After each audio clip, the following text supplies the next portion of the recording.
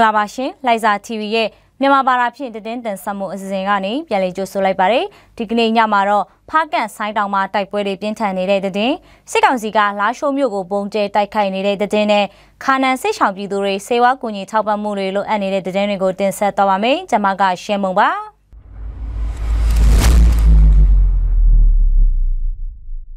ဖားကန့်ဆိုင်းတောင်မြို့မှာစက်တင်ဘာ9ရက်နေ့ကနေဒီကနေ့9ရက်နေ့အထိစစ်ကောင်စီတပ်နဲ့ KIA ပူးပေါင်းတပ်တွေအပြန်အလှန်တိုက်ခိုက်မှုတွေဖြစ်ပြီးဒီကနေ့အထိတိုက်ပွဲပြင်းထန်နေတယ်လို့သိရပါတယ်။ KIA ပူးပေါင်းတပ်ဖက်ကနေစစ်ကောင်စီတပ်ကိုတန့်ဖြတ်ကထိုးစစ်ဆင်တိုက်ခိုက်နေတယ်လို့ရှေ့တန်းသတင်းရင်းမြစ်တွေအရသိရပါတယ်။စစ်ကောင်စီတပ်ဟာပြည်သူတွေကိုမြို့အတွင်းပိတ်ဆို့ဖမ်းဆီးထားရုံမကလက်နက်ကြီးတွေနဲ့ပစ်ခတ်မှုတွေရှိနေရမနေ့စက်တင်ဘာ10ရက်နေ့မှာဆိုင်းတောင်ရှမ်းကုန်းရပ်ကွက်မှာကြာရောက်ပောက်ကွဲပြီးတော့လူနေအိမ်အချို့နဲ့ပြည်သူအများထိခိုက်မှုရှိခဲ့ပါတယ်။ဒီကနေ့9ရက်နေ့အထိဆိုင်းတောင်ရဲစခန်းကိုဆက်လက်တိုက်ခိုက်နေဆဲဖြစ်တယ်လို့ရှေ့တန်းသတင်းတွေရသိရပါတယ်။စစ်ကောင်စီတပ်ကစက်တင်ဘာလ9ရက်နေ့မှာဖမ်းဆီးခဲ့တဲ့ပြည်သူတွေကိုဒီကနေ့9ရက်နေ့မှာပြန်လွှတ်ပေးတာရှိတယ်လို့လည်းသိရပါတယ်။စစ်ကောင်စီတပ်သားတွေဟာပြည်သူတွေကိုပြစ်ခတ်တပ်ပစ်တာဖမ်းဆီးတာတွေလှုပ်ဆောင်နေုံမကမြို့အတွင်းလက်နက်ကြီးပြစ်ခတ်တာတွေလှုပ်ဆောင်နေတာကြောင့်ဆိုင်းတောင်ဒေသခံပြည်သူတွေဘဲလွတ်ရာကိုတင်းရှောင်နေကြရတယ်လို့သိရပါတယ်။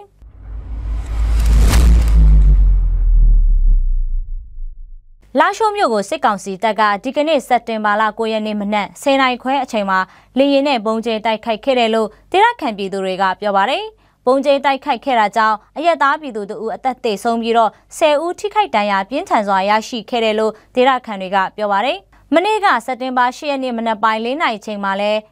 လာရှိုးရက်ကွက်စနစ်အတွင်းမှာရှိတဲ့ Silver Sky Hotel အနီးနဲ့မိုးလုံလေလုံဘောလုံးကွင်းမှာလဲစစ်ကောင်စီကလေရင်နဲ့ပုံကျဲတိုက်ခိုက်ခဲ့ပါတယ်။စစ်ကောင်စီတပ်ကလာရှိုးမြို့ကိုခုစက်တင်ဘာလအတွင်းမှာတိုက်လေရင်နဲ့3ချိန်ခန့်ပုံကျဲတိုက်ခိုက်ခဲ့တာဖြစ်တယ်လို့စုံစမ်းသိရှိရပါတယ်။လာရှိုးမြို့မှာစက်တင်ဘာလဆန်းပိုင်းအတွင်းမှာပဲ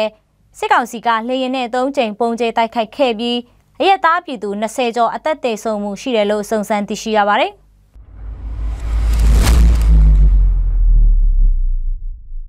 ဝိုင်းမော်မြို့နယ်လက်မြန်ကျေးရွာကနေခါနန်စစ်ဆောင်စခန်းကိုစစ်တင်းရှောင်လာတဲ့ပြည်သူတွေစေဝါမလုံလောက်တဲ့အခက်ခဲကြုံတွေ့နေရတယ်လို့သိရပါတယ်။အခုရက်ပိုင်းအတွင်းစခန်းအတွင်းဖျားနာသူတွေများနေပြီးဝမ်ရှော့ဝမ်ပြက်အော့အန်တာငှက်ဖျားတုပ်ကွေးယောဂါတွေအဖြစ်များနေပြီးတော့ဆေးဝါးပြက်လက်နေတာကြောင့်ကုသပေးဖို့အခက်ကြုံတွေ့နေရတယ်လို့စခန်းတာဝန်ရှိသူတွေထံကနေသိရပါတယ်။ခါနန်စစ်ဆောင်စခန်းကစစ်ဆောင်ပြည်သူတွေဟာပြီးခဲ့တဲ့ဧပြီလဆန်း9ရက်နေ့ကစပြီးစစ်ကောင်စီနဲ့ KIA ပူးပေါင်းတပ်တွေလက်မြန်ကျေးရွာအနီးတိုက်ပွဲပြင်းထန်ခဲ့တာကြောင့်ထွက်ပြေးတိမ်းရှောင်နေကြရတာဖြစ်ပါတယ်။လက်ပန်းဆက်တွေရဲ့အခက်အခဲမျိုးမျိုးကြောင့်အဖက်ဖက်ကနေစားတောက်ကုန်နဲ့စေဝါအကူအညီတွေရရှိဖို့လည်းခက်ခဲနေဆဲဖြစ်တယ်လို့စုံစမ်းသိရှိရပါတယ်။တင်ဆက်မှုပြည်ဆုံးသွားပါပြီ။ကြည့်ရှုနားဆင်ခဲ့ကြတဲ့မိဘပြည်သူအပေါင်းကိုစိတ်နှဖျားရှင်လန်းချမ်းမြေ့ကြပါစေရှင်။ကျေးဇူးတင်ပါတယ်